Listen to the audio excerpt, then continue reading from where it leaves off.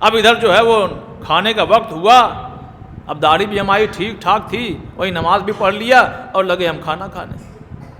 اب سامنے چچا بیٹھے تھے، استغفر اللہ، بیٹا جوان لگ رہے ہو، روزہ نہیں ہو؟ تو ہم نے کہا حضور آپ اتنے بوڑھے ہو گئے، آپ کو یہ بھی نہیں معلوم کہ روزہ سفر میں قصر ہوتا ہے، منع ہے؟ کہنے کہ کہاں ہے یہ بات، ہماری 60 سال کی عمر ہو گئی تو ہم کو سکھاؤ گے؟ ایک پس منظر بتا رہا ہوں، ایسا ہوتا ہے۔ مگر کہا آپ کو، کہا ہمیں معلوم ہے، کہا کہاں ہے بتائیے، کہا پہلے ہم قرآن سے بتائیں کہ آپ کی کتاب سے بتائیں؟ صلوات پڑھے محمد والے محمد۔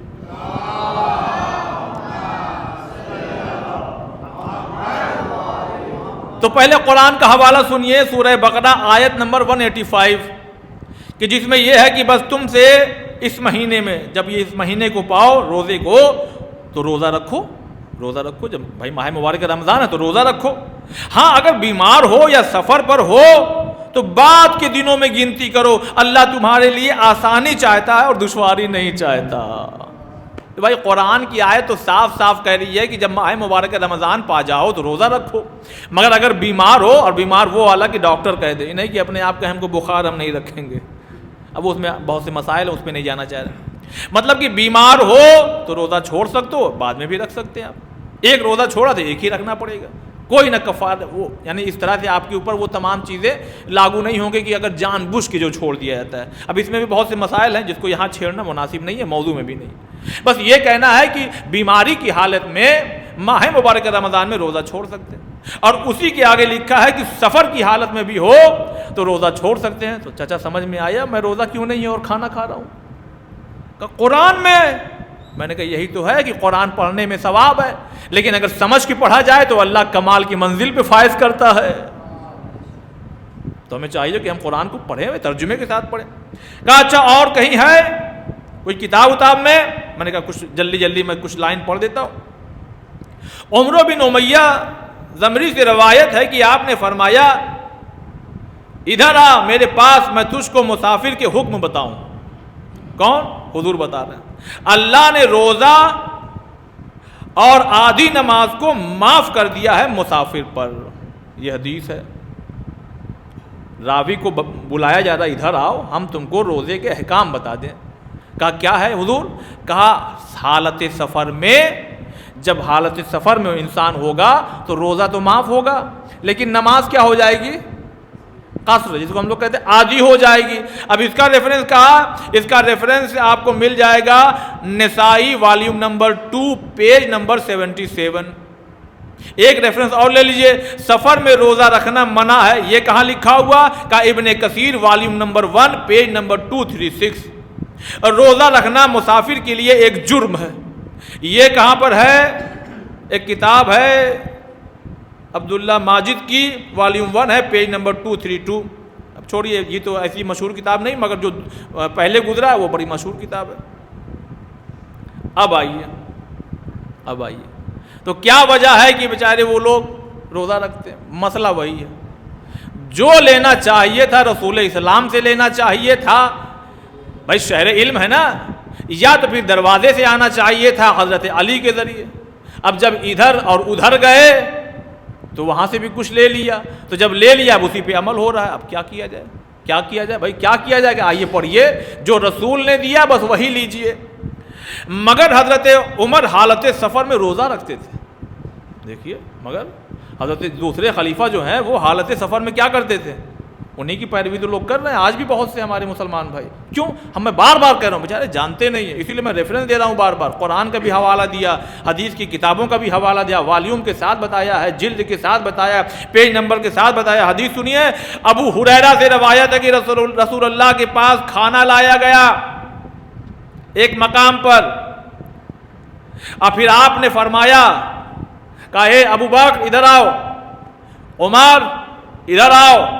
اب جب یہ دونوں لوگ آ گئے، دیکھیے میں ایک اشارہ دے رہا ہوں، جہاں خطرہ ہوتا ہے وہیں پہ لوگ ہر زمانے میں لوگ وہیں توجہ دیتے ہیں اور بار بار بتاتے ہیں کہ دیکھو ہوشیار، جہاں ایکسیڈنٹ معاملہ ہو تو وہیں بریکر بنایا جاتا ہے۔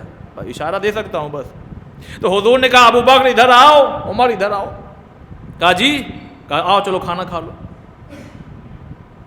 دیکھیے ماہ رمضان ہے، سفر کی حالت میں ہے، حضور نے بلایا ابو بکر کو، عثمان کو کہ آؤ کھانا کھاؤ، تو ان لوگوں نے کہا نہیں ہم تو روزے سے ہیں۔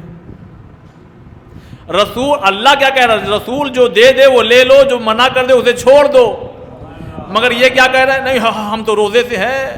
کبھی کبھی ہمارے لوگ بھی ہو جاتے ہیں، عالم کچھ کہتا ہے، ہم کہتے ہیں ہمارا دل نہیں مانتا۔ صلوات بر محمد والے محمد۔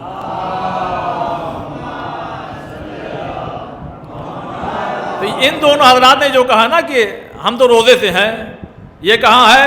نسائی میں ہے، والیوم 2 ہے، پیج نمبر 76 ہے۔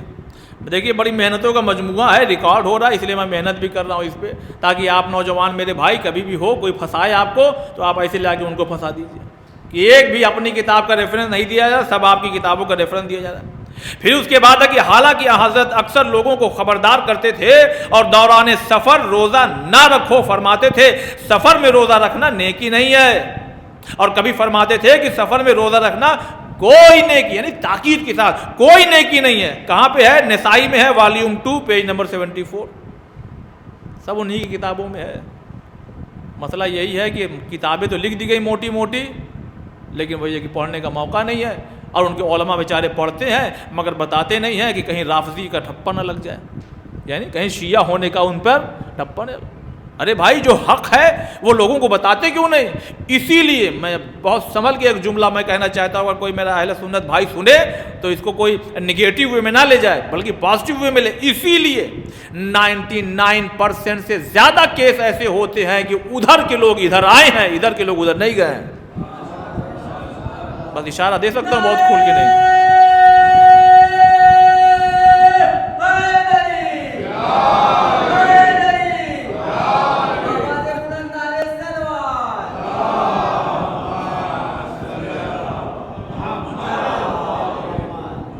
ایک لائن اور سن لیجئے، بار بار جب سفر کی حالت میں ہوتے تھے تو حضور پانی کو کبھی کبھی ہوتا ہے کچھ کام دکھا کے جان بوجھ کے کرنا پڑتا ہے، جان بوجھ کر کے، تو حضور جان بوجھ کر کے پانی سفر میں ہیں اگر تو بتا رہے ہیں بھائی روزہ ختم ہو گیا، آدھے تلخص سے ہم پار ہو گئے ہیں، دیکھو ہم پانی پی رہے ہیں، زمانے کا رسول پانی پی رہا ہے جس سے تم نے لا الہ الا اللہ سیکھا، نماز سیکھا، روزہ، حج، زکوٰۃ، قوم سب سیکھا، وہی کہہ رہا ہے روزہ مت رکھو ایسی حالت میں، مگر مسلمان کبھی کبھی رسول اللہ سے بھی آگے چلے جاتے ہیں، اور جب جائیں گے تو بھٹکیں گے ضرور، اس لیے صراط مستقیم پہ چلیے، ادھر ادھر نہ بھٹکیے۔ جناب جابر نے کہا کہ جس سال فتح مکہ ہوا رسول اللہ ماہ مبارک رمضان میں مکہ کی طرف نکلے، کہاں سے نکلے؟ مدینے سے، مکہ فتح ہوا نا تو کہاں سے نکلیں گے؟ مدینے سے نکلیں گے۔ اب مکہ کی طرف چلے اور روزہ رکھا تھا، بھائی جب چلیں گے تو یہ ہے کہ روزہ آپ توڑیے۔ بھائی ایک مسئلہ آپ سن لیجئے پہلے، بھائی ہمیں کل جانا ہے، ماہ رمضان چل رہا، سفر ہمیں کل کرنا ہے، ہماری ٹرین ہے 10 بجے کی، تو اب یہ نہیں ہو سکتا کہ ہم سحری نہیں کریں اور صبح سے کھانا شروع کر دیں، بلکہ آپ ٹرین میں بیٹھ جائیے، گاڑی میں بیٹھ جائیے، پلین میں بیٹھ جائیے، جب وہ حد پار ہو جائے کہ جہاں سے آپ پر مسافر کا حکم لاگو ہو جائے تب آپ روزے کو توڑ سکتے ہیں۔ کیوں؟ بہت سے کیس کبھی کبھی کیا ہوتا ہے، کھا تو لیے 7 بجے، پتہ چلا ٹرین کینسل ہے، کھا لیا 8 بجے، پتہ چلا بھائی پلین کینسل ہے، ہو سکتا ہے پلین تو نہیں کینسل ہے، ہم خود ہی دیر میں پہنچے تو رہ گئے اسی حد میں، روزہ بھی گیا، عبادت بھی گئی۔ صلوات پر محمد والے محمد۔